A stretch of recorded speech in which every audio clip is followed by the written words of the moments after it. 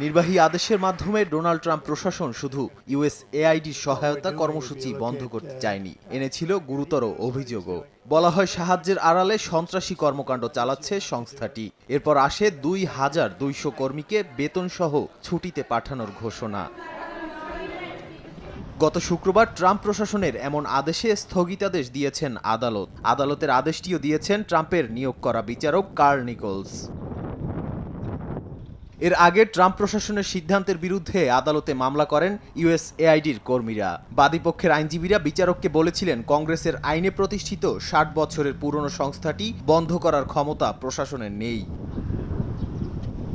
এদিকে শুক্রবার সকালে ওয়াশিংটন ডিসিতে ইউএসএআইডির সদর দপ্তরের বাইরে সাইনবোর্ড ঢেকে দেওয়ার পাশাপাশি পতাকা নামিয়ে ফেলা হয়। এ সময় ট্রাম্প ও ইলন মাস্ক বিরোধী বিক্ষোভ করেন কর্মীরা। তাদের দাবি ট্রাম্প ও মাস্কের বাজেট কমানোর পরিকল্পনা সংস্থাটির ওপর নেতিবাচক প্রভাব ফেলেছে। প্রায় সব কর্মীকে ছুটিতে পাঠানো এবং তহবিল বন্ধের কারণে অস্তিত্বহীন হয়ে পড়েছে সংস্থাটি।